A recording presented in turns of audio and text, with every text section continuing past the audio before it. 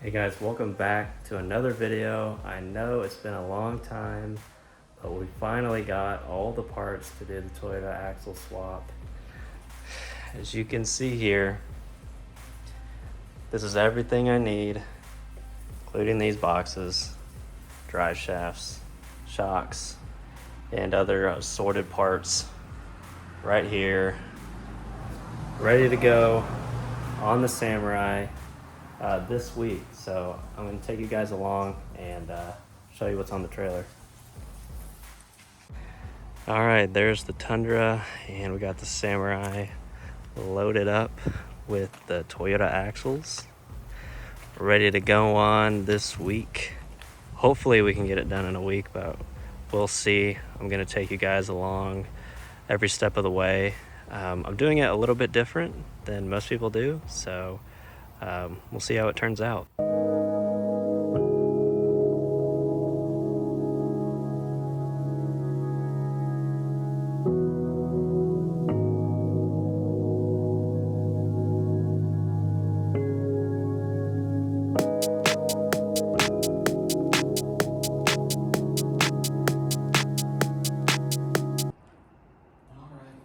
Front axle is out, onto the rear.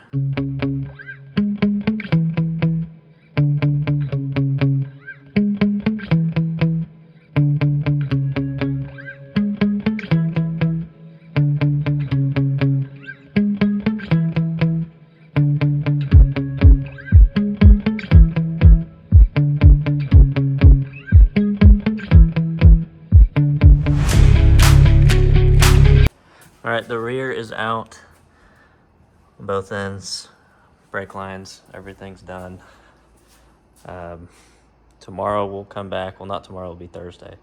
We'll come back and start the process of mocking these axles up to go underneath this thing. All right, we're back. Now we're about to start cutting and grinding on this thing, and I'll update you when we're done with that.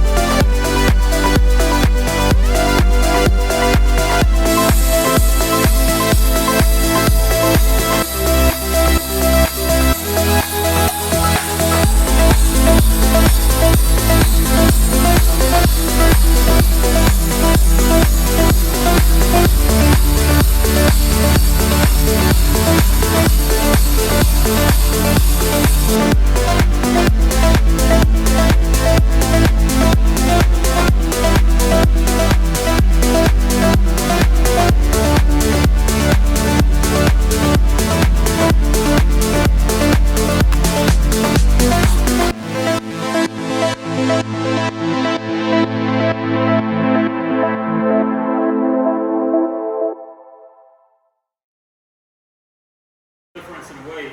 Yeah. This is still under 2,000 pounds. Yeah. Watch your hammer there. Is it clear? You're good. Yeah, it's clearing.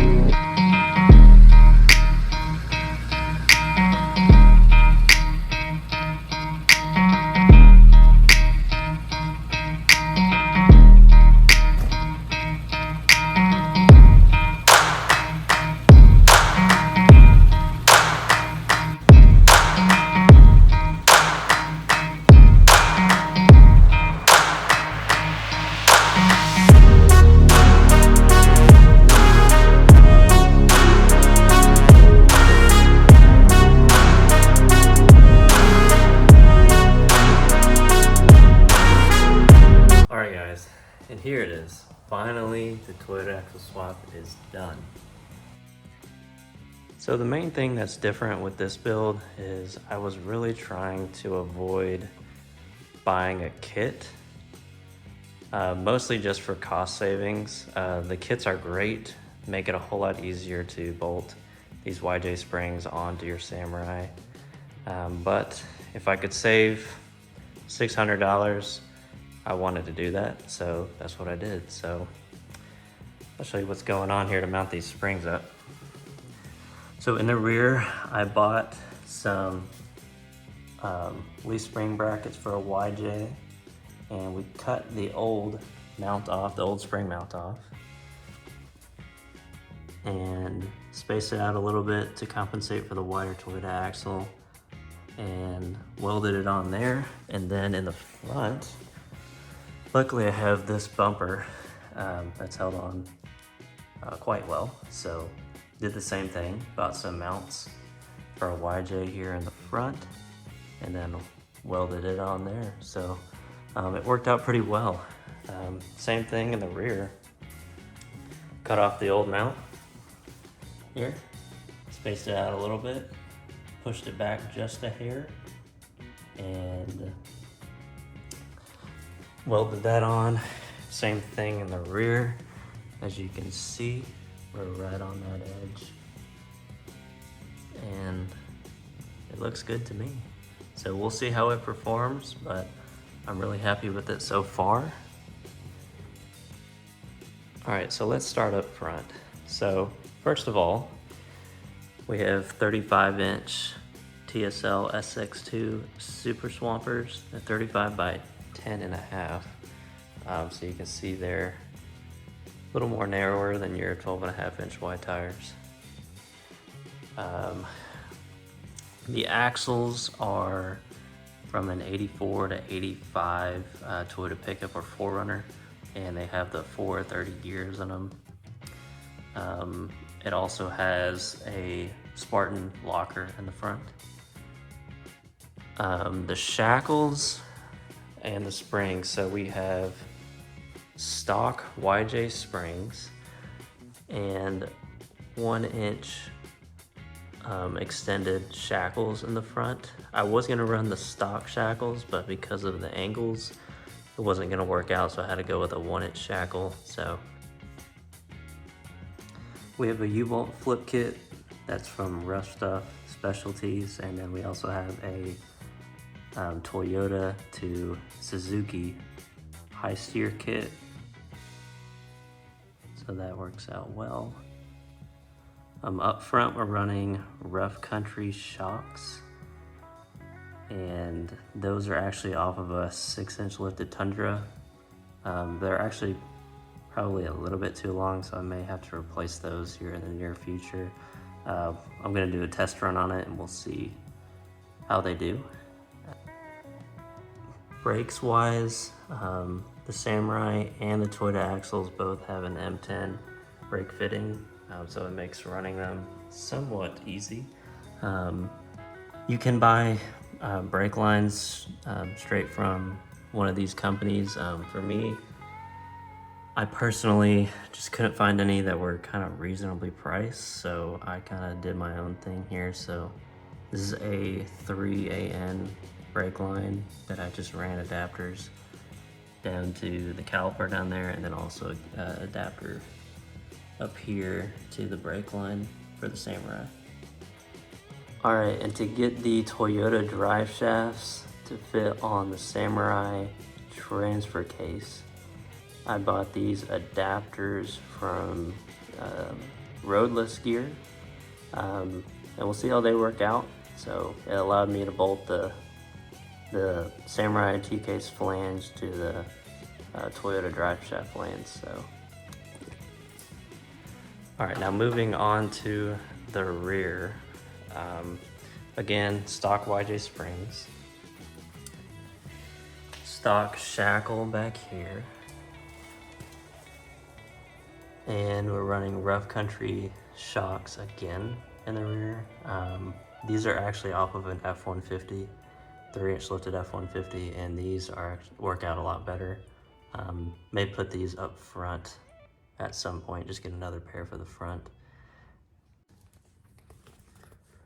For the brakes in the rear, again, I kind of did the same thing, running that 3AN brake line with adapters, and teed it off here, and then ran it, if you can see it, to the proportioning valve here in the rear. Another thing that I had to do in the rear, as you can see, the driveline angle. I was gonna use a double cardan Toyota drive shaft that I had, and it just wasn't giving me enough angle at the transfer case at full droop. So we cut down this drive shaft, and that's what we're using back here. I also, the stock pinion angle wasn't enough, so we ran some shims in the rear. You can see them over there as well. Not too great, but yeah, they're there. So it's about 5 degrees of angle that was added to this rear axle. With doing this stretch, I picked up about 5 inches of stretch from the stock wheelbase of 79 inches. It's now about 84. So I'm not sure exactly how much it gained me front and rear, but you can see that front axle a little more forward. And then the rear is a little bit further backwards. Overall, I'm really happy with how it came out. We're gonna be taking it to Hot Springs Off-Road Park here this coming weekend. So we'll give it a good shakedown run, see if there's any issues or things that I need to sort out, but I'm happy with it so far.